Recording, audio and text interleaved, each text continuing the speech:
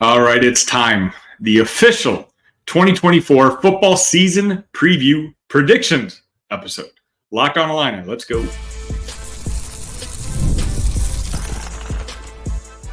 You are Locked On Illini, your daily podcast on the Illinois Fighting Illini. Part of the Locked On Podcast Network, your team every day. Welcome back to another episode of Locked On Illini. Thank you for making us your first listen every single day. Simple reminder, we're free and available wherever you get podcasts and on YouTube, a part of the Locked On Podcast Network, your team every day. My name is Sunny Verma. You can find me at IlliniCast. You can find me at the Sunny V. And more importantly, at least this week, you can find me on Facebook. You can find me on Instagram. Just search Locked On Illini. I'm trying to build a community on those platforms so that way I can get a little bit more feedback back and forth about what you guys are liking about the shows and what you guys want me to improve on. Today we have a nice episode for you. Football season's less than 48 hours away. So we're going to go game by game and figure out whether the Illini are going to go bowling this season or not. Also, in our second segment, we welcome back Big Ten Ted as he gives us a preview of the Big Ten and their schedule for week one. And we're going to end it up with a couple former Illini players who made NFL rosters. So it's a day to celebrate. Today's episode is brought to you by Game Time. Download the Game Time app, create an account, and use code LOCKEDONCollege for $20 off your first purchase. Terms apply. Download Game Time today. What time is it? Game time. All right, so let's go ahead and get started. For full disclosure, I have not done the official game-by-game prediction in my own head yet, so I'm pulling up the schedule, and I have an idea of where I want to go with the season, but I'm literally formulating thoughts as I'm recording. So whatever predictions I make on this episode are fresh and in the moment. First off, we have this upcoming Thursday night, of course, against Eastern Illinois, and that better be a victory.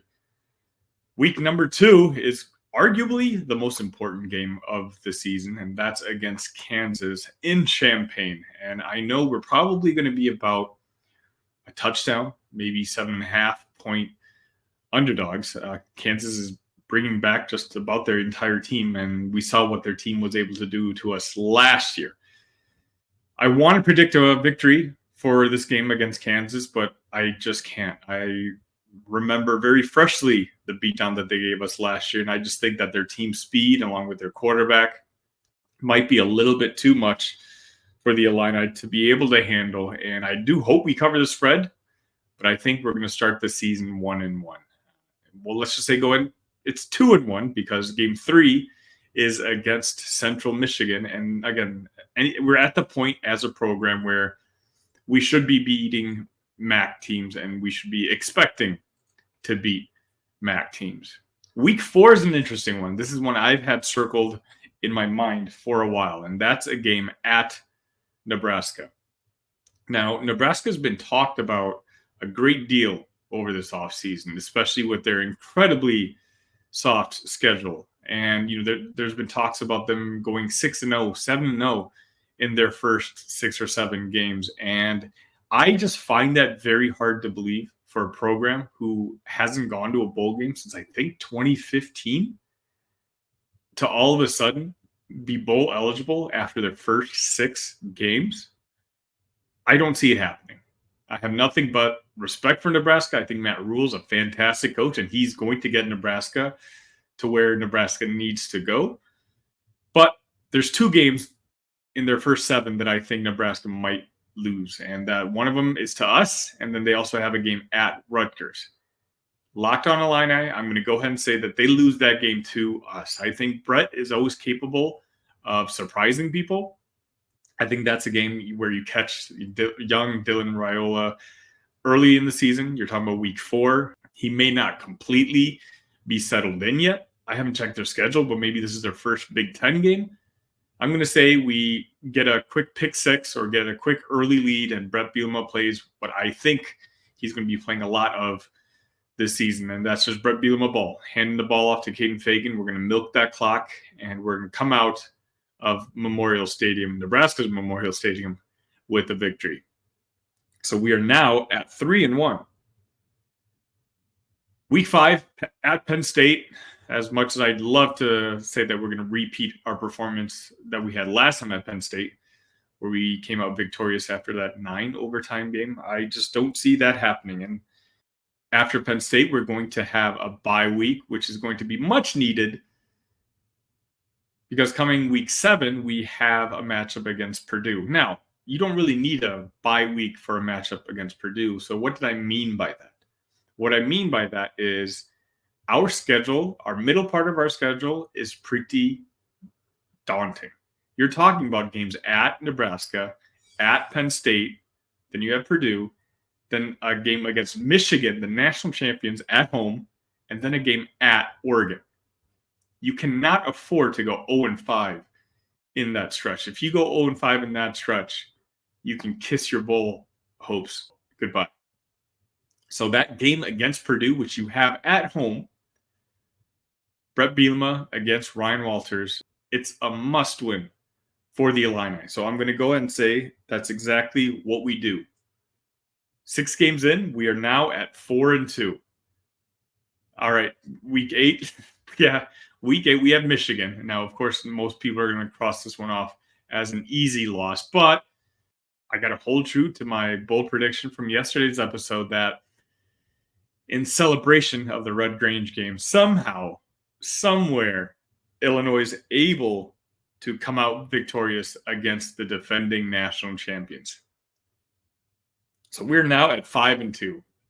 5 wins in your first 7 games. This is why I call myself an Illini football optimist. And no matter how big of an optimist I am, we're not going to win in week 9 going to Oregon. So let's just go ahead and cross that game off. We're now 5-3. And that Oregon game might be a pretty sound beatdown. You're talking about probably a 25, 30-point loss. Potentially the worst loss of the season. But now that the really extremely tough part of the schedule is over, we get Minnesota at home. And we know Brett's record against PJ Fleck. So I'm going to go ahead and say he continues that undefeated record against PJ. And we have just won our 6th game and become bowl eligible. This is ridiculous. I'm looking at my own schedule. I probably should have thought this one through. Next up, we have a bye week, week 11. All right, so week 12, we have Michigan State at home. What am I doing? Michigan State at home, brand new coach, young quarterback. Because it's a home game, because I had us winning at Nebraska earlier, I feel like this is not an 8-win team, clearly. So I have to go with Michigan State being a loss. That's a game we should win, but the same way I talked about Brett Bielema coming up and raising the team to a victory in a game that they shouldn't win, there's also a chance that we might lose a game that we should be favored and predicted to win.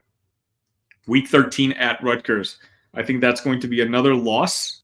Well, I'm not as high on Rutgers as a lot of folks are, just because I think their quarterback's probably the worst quarterback in the Big Ten. Greg Schiano, he really is building a machine up there. They've got a lot of talent that they've been recruiting. The NIL game at Rutgers is just out of this world, not just football, but on the basketball side too. I think going to Rutgers week 13, that one I'm going to chalk up as a loss. Finally, the game we have against Northwestern at Wrigley Field. I think there's a bad taste in all of our mouths for that game. I've been on the record on all my shows, whether it's this show, whether it's Illini Cast or Big Ten show, talking about how I think the season that Northwestern had last year was a Cinderella, Disney type of storyline season, and I just don't see it happening this year. And I think Illinois comes out victorious in Wrigley Field. Counting it up, that puts us at 7-5, which is probably the higher end of what I would have predicted if you had asked me this right before I recorded this episode. 7-5. I don't think we're going to get quite to that level. Obviously, that Michigan game is one I'm just kind of pulling out of thin air and claiming that one's going to be a victory. But even if we were to lose that game, at least according to my schedule, we can still finish at 6-6. And I think the key to that will be coming out victorious either week 2 against Kansas or week 4 against Nebraska. We got to win one of those 2 games in order for us to go bowling. And my predictions, I'm going to go with the game against Nebraska, mainly just because of their young quarterback. And I still just want to see what they're capable of doing on the offensive side. I know on the defensive side, they're going to be one of the best teams in the Big Ten, but I think Brett and the staff can squeak a victory out from Lincoln. I want to hear your predictions. Let me know what you think. Get your official record on the books, okay? Make it official. Put it in the comment section. We'll come back to it at the end of the year. Let's see who gets closest. Any shock wins, any disappointing losses. I want to hear your predictions.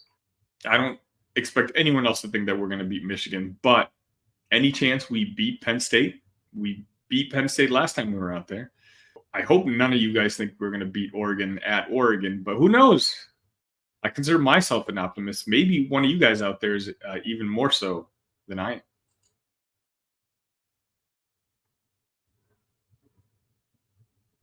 So football season has officially started, and now that I live in SEC country, I'm kind of looking forward to catching some of these Texas Longhorns games live and seeing the Georgias, the Florida Gators, and all the other SEC teams in person. And when I decide to do that, I'm going to be using the Game Time app. Game Time has a new feature called Game Time Picks that makes getting tickets for your favorite live events even easier.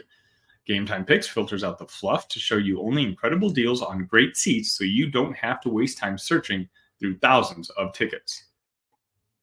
Use the app features listed and customize your spot and the supplemental as inspiration.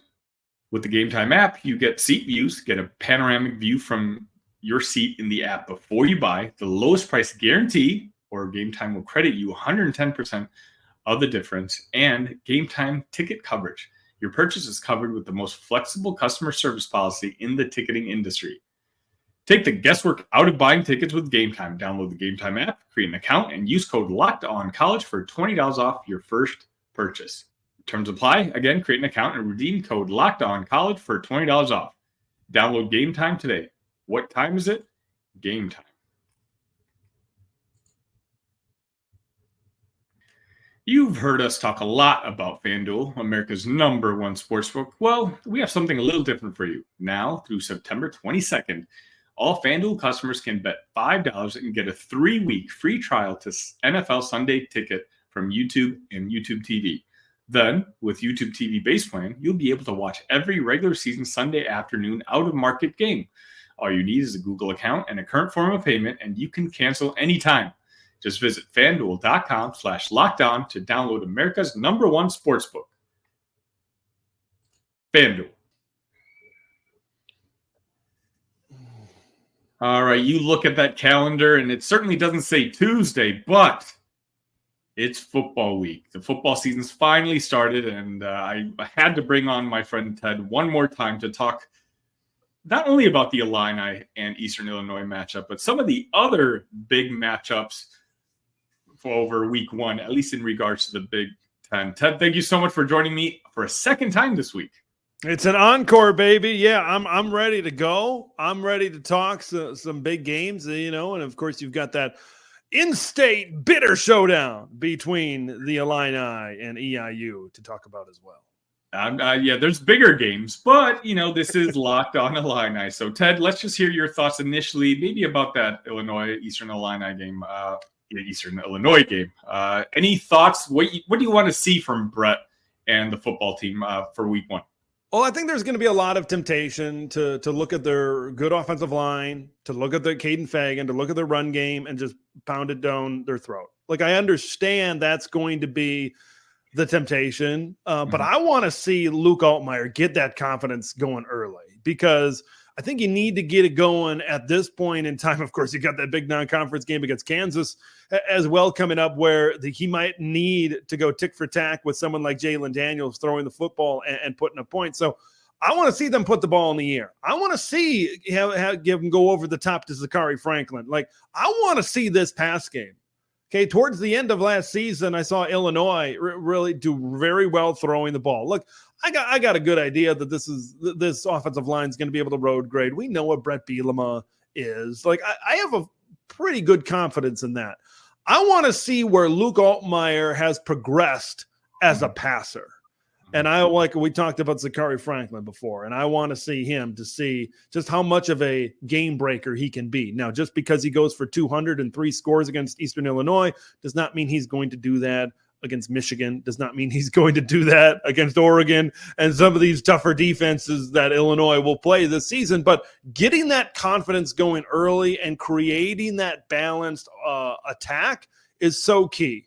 Right on yesterday's edition of Big Nation, I talked about all of the things that all 18 teams knew. What goals did they need to accomplish in week number 1? And Illinois, among others, it was all about confidence. Confidence is so key in week 1, right? If you can get that going right away against an FCS team, a directional MAC school, a group of 5, whatever it is, you get that going right away, even if it's against a much lesser opponent.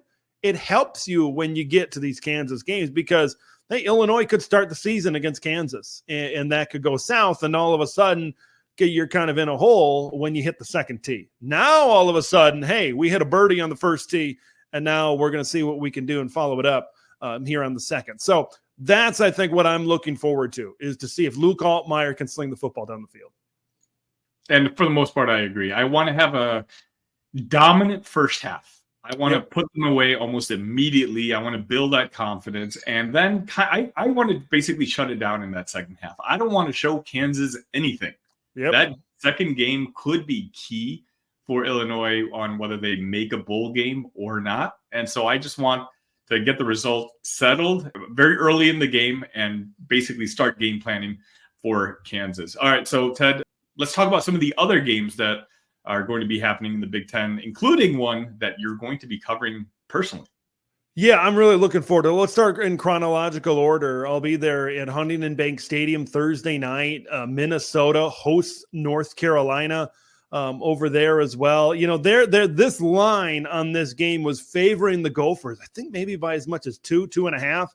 And on Monday, this thing flipped in favor of the Tar Heels, -1.5 for North Carolina. So you can tell how close Vegas thinks this game will be. Now, a reason why this thing maybe, we don't know for sure, but maybe flipped in favor of North Carolina. A couple of weeks ago, Darius Taylor was limping at practice. Leading receiver Daniel Jackson was battling through some nagging injuries. Now, PJ Fleck is going to do what PJ Fleck's going to do. He's not going to give absolutely anything away. He's going to say everything's fine in his press availabilities.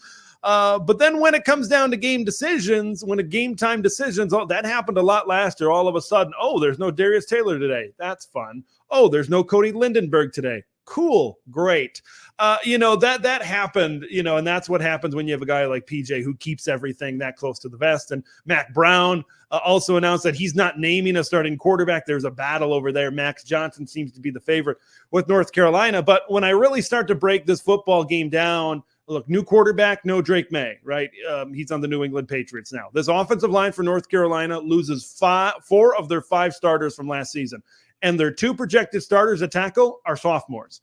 Minnesota has a great pass rush. Danny Strigo, Ja Joyner on the outside. They need to eat up front. They need to attack North Carolina's offensive line and get in the face of Max Johnson or whoever it is. That is such a key to Minnesota because when you look at their secondary, Drake May threw for 414 yards in the secondary. And that was a secondary that had Tyler Nubin.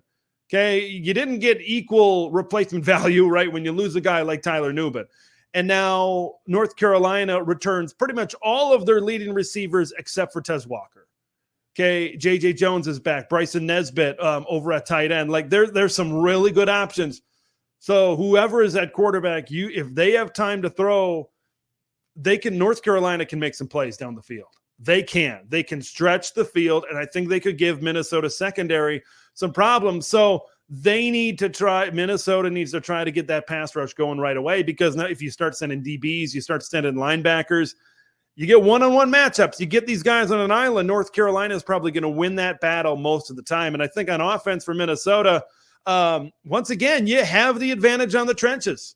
Run the football. Hopefully Darius Taylor is 100%, but run downhill. Your best defense could be your offense in this game. If Minnesota controls the time of possession, controls the clock, and just runs it right at North Carolina, that could be a way where where the Golden Gophers could end up with a big win. They play pretty well in this spot most of the time, right? This Thursday night opener that they've really carved out for themselves, beating Nebraska last year. They played competitive against Ohio State even a couple of years back. So this is an interesting contrast of styles. There's a lot of mystery entering this game, and I can't wait to see it. Can't wait to find out who comes out on top. Minnesota is one of those interesting teams for me, especially in this conference. I think there's a handful of teams, Illinois included, that I wouldn't be completely shocked if they finished in last place in the conference, or they ended up winning 7, maybe even 8 games. And I think Minnesota is in that little pile of teams. I think a victory over North Carolina can really boost that confidence that you and I have already brought up a couple of times in this segment, and can vault them to feeling like, we're a bowl team, we're a 7-win team. So I definitely agree. But Ted, let's talk about what's actually one of my favorite games of the schedule. It almost always is Penn State and West Virginia. Yeah, this is a good one. Holy man, have these two fan bases been going at it on Twitter over the last month, and really this whole offseason. It's been so bad to sit back and enjoy this. And I'm going to sit back and enjoy this game on Big Noon in Morgantown as well. Like, this is a West Virginia run game that, when you factor in Garrett Green and Jaheim White and CJ Donaldson, over 2,400 yards and 28 touchdowns combined last season running the football. Now, Penn State's front seven is pretty good. Even though West Virginia returns most of their offensive line, they lose a guy like Zach Frazier in the middle. That's certainly going to affect them. But then you look at West Virginia's pass game, right? Garrett Green completed as many passes percentage-wise, same completion percentage as Ethan Kaliak-Manis at Minnesota, right? So that's not really a formula to be able to beat Penn State secondary. And I feel pretty strongly that Penn State Tom Allen can leave these guys on an island. You can creep up a lot of personnel up to the line of scrimmage to stop this run game as well. Now, I could see this one being fairly close early in this game, but I keep coming back to one thing. West Virginia is a good Big 12 team. They're a good Big 12 contender, just like 80% of the conference, right, this season over there. When I look at Penn State, I think that's a great Big Ten team. I think they're a college football playoff contender. And I think that difference is going to show. I think the talent and the depth of talent is eventually going to show. Garrett Green is going to need to make some plays with his arm at some point in time. They lose their top receiver from last year. And then you look at the other side. I think Drew Aller, he had maybe his best game of the season against West Virginia last season. 21 of 29, over 300 yards and 3 touchdowns to open the season last year. And now you got an offensive coordinator in Andy Kotelnicki that you feel that you can kind of get out of the box a little bit, and you can get a little bit more creative down the field. Push the ball down the field. They brought in a lot of transfers, a couple of former Northwestern Wildcats, Jaheim Joseph, Garnett Hollis Jr., to try to get that secondary better. They were middle of the road. West Virginia was in the Big 12 last year. But, when I look at this, I think Penn State can stretch the field just like last year. I think it's going to open up a lot of run lanes. And could it be close early? Yeah, but I think Penn State could certainly pull away and win by a couple of scores. I think it's a big game for Penn State as well. Penn State's one of my, I don't know how I describe it, sleeper teams. A lot of people were high on Penn State last year. And for me, I was like, let's wait one more year. Give Drew Aller one full season of being a quarterback, and then I want to see what they're capable of doing, especially with the playoff expanding. Give James Franklin really a shot to win the big one. And this year, I actually predict them to win at least a big game. They don't have many on their schedule, so it may have to come in when the playoffs hit. But Penn State's one of those teams that I've got my eye on. Ted, what other games we got left? Oh, well, I think there's one other big one to really talk about, but I just want to quickly talk about Michigan, Fresno State. Fresno State is a sneaky Mountain West team. I think they're pretty good. They could be in that conversation. I want to see Michigan really take care of business in that game. And I'm looking forward to Nebraska. Dylan Raiola against UTEP right away as well to see. Matt Rule said at his press availability, hey, we're not holding Dylan Raiola back.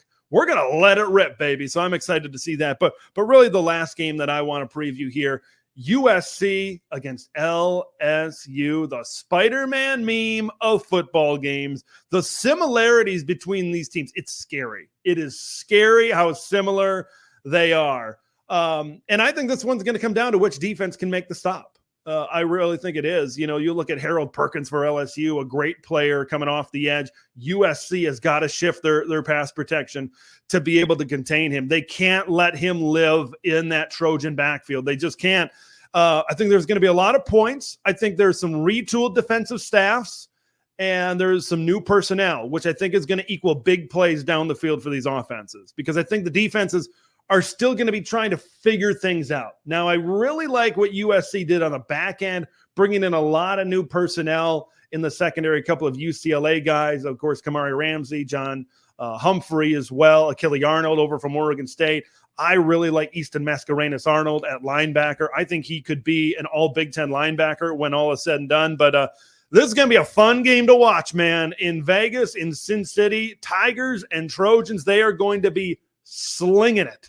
And this is such a huge game. If USC has college football playoff aspirations, I feel like they almost need a win here, considering how low that they're starting in the top 25. If they can beat a top 15 LSU team, that's going to prove a lot of people wrong about USC. So we're going to find out a lot about the Trojans in this particular matchup to open up the season.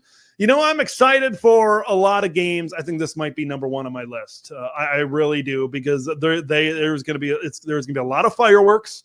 There's going to be a lot of offenses, and we talked about the mystery that surrounds Minnesota and North Carolina. I think there's a lot of mystery. There might be even more mystery, right? Completely retooled defenses. You've got quarterbacks following the last two Heisman Trophy winners. LSU replacing those two first-round wide receivers.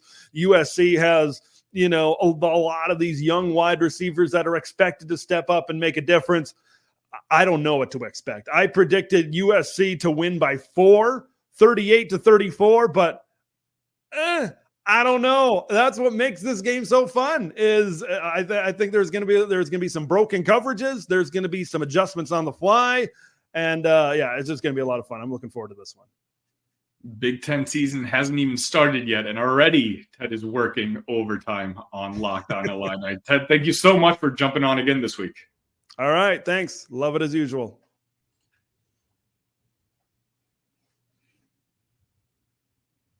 It's summertime, which means it's barbecue season. Stock up on all your grilling favorites and earn cash back on every purchase when you use Ibotta. So you won't have to choose between burgers or hot dogs. You can get both. The average Ibotta user earns $256 per year. That could cover the cost of an entire shopping trip, that flight you've been eyeing, or the fancy dinner you've been craving.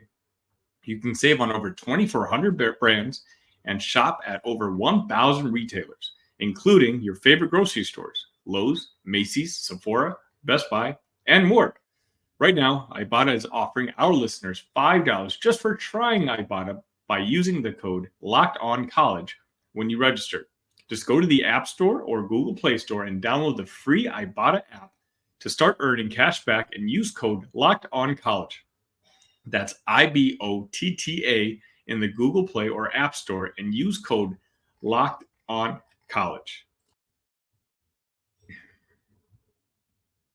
Tuesday was a good day for a lot of former Illini players, as the NFL had to officially cut down their rosters to 53, and there were several Illinois players who ended up making their respective teams. The one I was keeping the closest eye on, Isaiah Williams, made the Detroit Lions. I'm super happy for that kid. He had an outstanding preseason, and it looked like things were going favorably, but to see it confirmed, the Detroit let 2 other wide receivers go because of Isaiah Williams' strong performance during the preseason. And so it's going to be hard for me as a Bears fan to root for Isaiah, but root for the individual, not the team. Isaiah's partner last year, Casey Washington, was also announced to have made the Falcons team. Alex Palchowski made the Broncos roster. Doug Kramer made the Bears 53-man roster. And by the way, thank you to Jeremy Werner and Joey Wagner for tweeting all these out and making my life a whole lot easier so that I don't have to go digging myself. Jeremy also mentioned that Kendrick Green, Jake Hansen, Delshon Phillips all made the Texans roster. So if you Illinois fans need a backup NFL team to root for, the Texans are fielding a lot of former Illini. That's going to just about wrap it up for today's episode. Thank you so much for joining me again. My name is Sunny Verma. You can find me at the Sunny V. You can find me at IlliniCast. But what you can really help me out with is finding me on Facebook, finding me on Instagram. Just search for Locked On Illini. Hit that follow button, hit that subscribe button. I'm going to try to start throwing content out there. I think I'm going to go live on Instagram on like Thursday nights or Friday nights.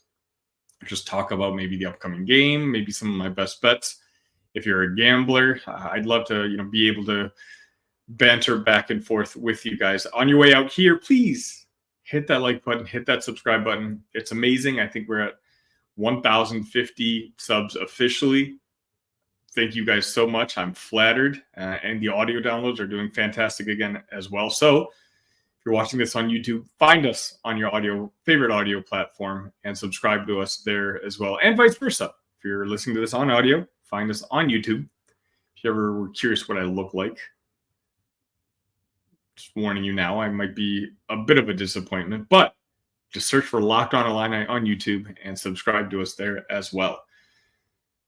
Thank you for making Locked On Illini your first listen today. Now go check out Locked On College Football Podcast. From NIL deals to never-ending conference realignment rumors, Spencer McLaughlin gets you ready for an exciting season on the gridiron. You can find the link to Locked On College Football in the description, so you don't need to search. Part of the Locked On Podcast Network, your team every day. That just about wraps it up for today. Tomorrow, I'm going to be discussing the Illini showing up in the top 6 in most passionate fan bases, and we'll have an official preview for the Eastern Illinois game. Football season's here, folks, and you can catch your daily football and basketball Illini content right here on Locked On Illini. ILL, love you guys.